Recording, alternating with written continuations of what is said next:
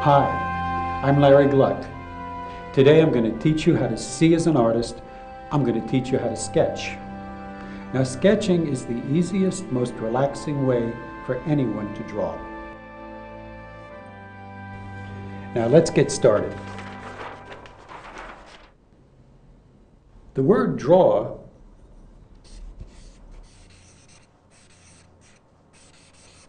literally means to pull. And that is exactly what you do to sketch. You pull, you don't push. Michelangelo just pulled a piece of charcoal lightly onto his paper, gradually developing his drawing until all the parts fit together beautifully. He didn't attempt to draw something with total accuracy on the first try. No one can. You need a technique that will enable you to gradually build a drawing. That technique is sketching. So I'm going to teach you how to start a drawing by pulling lines onto the paper, just like this. In order to prepare you to sketch, there are some basics you need to know. From this point forward, I want you to follow along with me and do exactly what I am doing. So now I'm going to show you how to hold a pencil to sketch. Place the pencil in the palm of your hand, the hand that you don't draw with. Pick it up with your drawing hand, just as I am doing, by the tips of the fingers. Very lightly grasp the pencil and just hold it in this position. Now let's do it again. Put it down in the palm.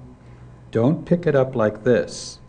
Pick it up just as I'm doing, just like this with your four fingers. Pick it up. When you get it up here, don't change the position like this. Hold it just on the tips. And there can be about 2 inches of pencil extending above your finger, like mine here. And there's another thing I want to tell you about how to hold a pencil. Hold it so lightly and loosely that if you held it any more lightly and loosely, it would just fall out of your fingers. Now place your drawing hand with pencil against the paper, fingernails down, like this. Draw using the side of the charcoal pencil. Don't tilt the point up like this. Do it from the side. Now pick up your pencil with your fingertips and place your hand on the paper like this. Hold your pencil nearly parallel to the surface of the paper. As you move along the paper, as I'm doing, allow your fingernails, or your fingernail, or your knuckles to glide along the paper too. This will give you some leverage, therefore more control over your movements. Now glide around the paper to different areas. Hold the pencil almost vertically while you move it around. It doesn't have to be straight up and down all the time, but you don't want too much of an angle like this either. Try different directions. Sideways,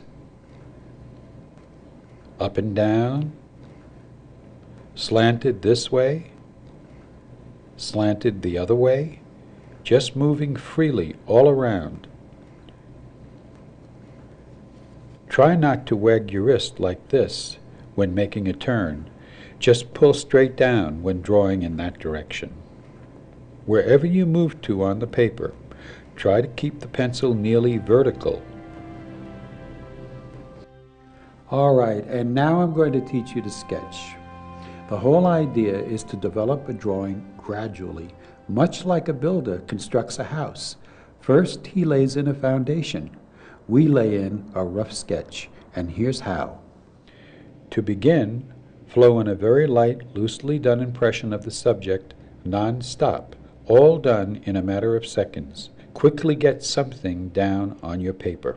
Hold the pencil very lightly, hardly grasping it at all, so you can move rapidly about the sketch. So this is the way to go, nice and light and loose.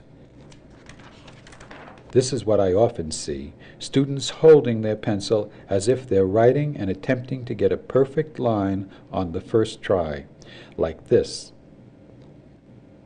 They've never been shown anything else. But this can't be corrected. The lines are too dark to change. I'm stuck with it. But a light, loose sketch can easily be improved upon. If you were an actor, you wouldn't read your part once and perform it in front of an audience. You'd read it once to get a rough idea of the part and then go over it again and again to perfect the part. Only then would you go on stage. Even the brilliant 19th century painter Edgar Degas used sketching as a foundation for his paintings. Notice the feet of the dancer on the right. In this detail, we can see that even a master like Degas had no problem with changing his mind and altering things at this stage. Now we're going to further develop this sketch by finding relationships, like this side and this side. How wide is that in relation to the width of the vase? And if we come down along here, where would this line end? Well, to find that, we just get the idea of a vertical.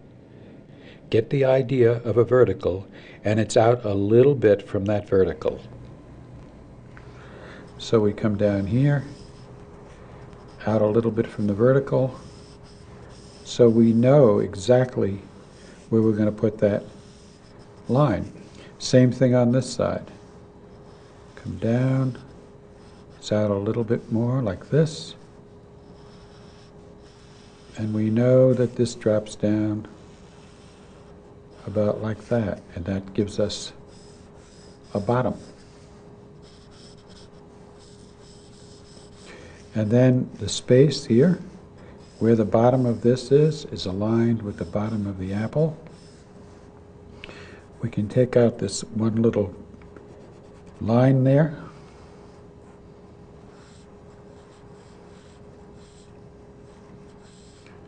And we see how much room we have here. How wide is this apple? We could take a look at how wide this is. And it looks to be about the same width. So that means this apple's a little bit wider.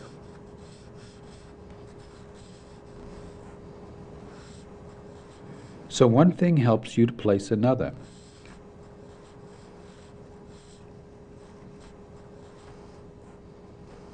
So I'm going to lighten this up a little bit by simply rubbing it because it's charcoal. So now we're going to build more carefully.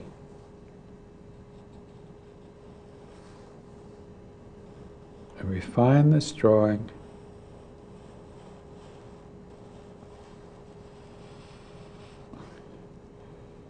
Slowly taking our time,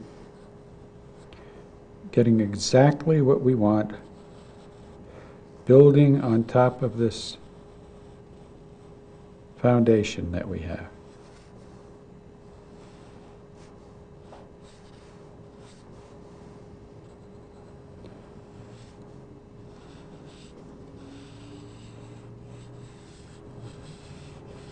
This could come over a little bit more.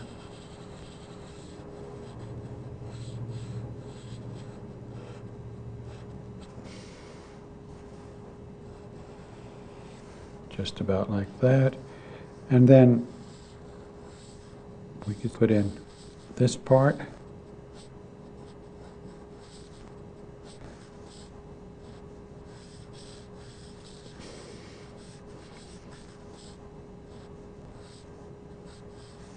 Like that.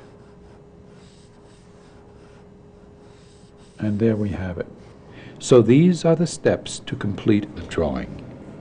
First, you do a very light, loose impression of the subject. Then you build on the loose sketch by scanning back and forth and correcting the relationships. This is the stage that most people spend the least time on. However, it's the one that you should spend the most time on because, like the actor perfecting his lines, you want to get everything correct before you move on to the final performance. Then, in the final stage, you can get into the aesthetics of your drawing and get in your details. And now you know just how easy it is to learn how to sketch. Review the video as often as you like, practice, and have a great time.